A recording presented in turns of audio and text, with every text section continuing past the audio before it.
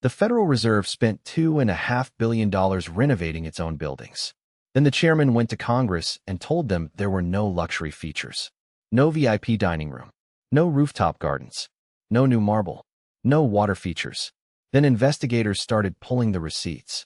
And now Jerome Powell is under a criminal investigation for allegedly lying, under oath, to Congress. Let's back up. The Fed owns two historic buildings in Washington, D.C., the Mariner S. Eccles Building, built in the 1930s, and a neighboring building on Constitution Avenue. Neither had been comprehensively renovated in nearly a century. Fair enough. Old buildings need work.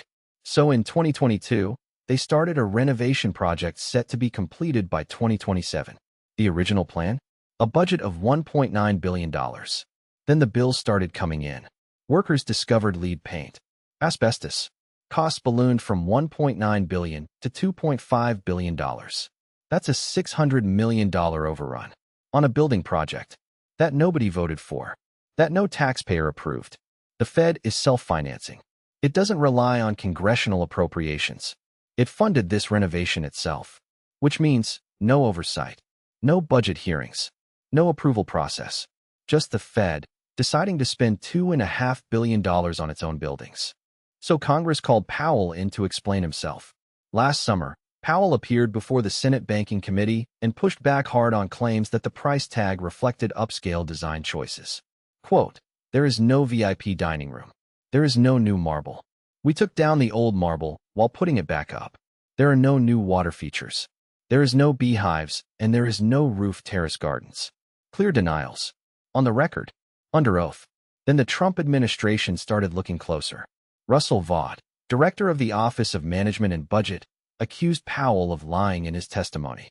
He said Powell had broken the law by failing to comply with government oversight regulations. Powell fired back with a letter. He clarified that some features, including new water features, had been eliminated in the years since the initial design proposal, not that they were never planned. Read that again. They were planned. They just got cut later. But Powell told Congress they never existed. The DOJ opened a criminal investigation into Powell over his congressional testimony about the building project.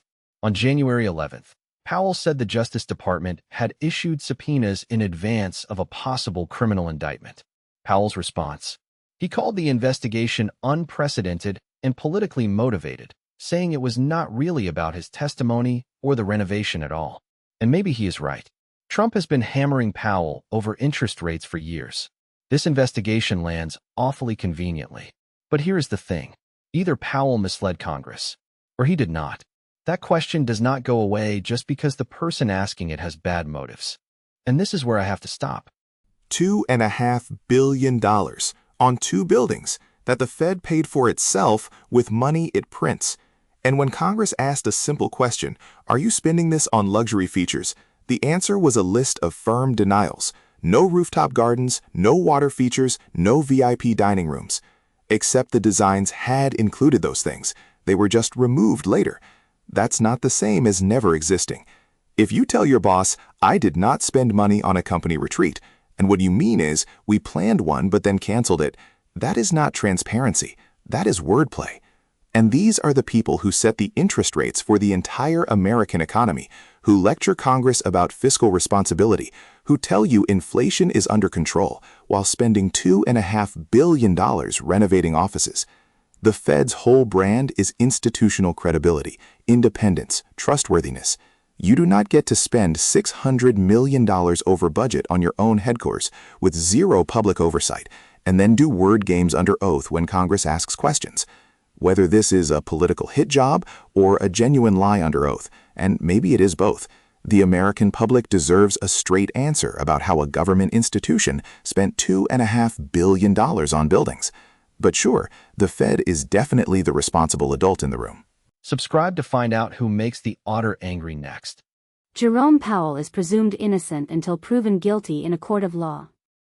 The angry Otter is not a licensed attorney, economist, or asbestos inspector.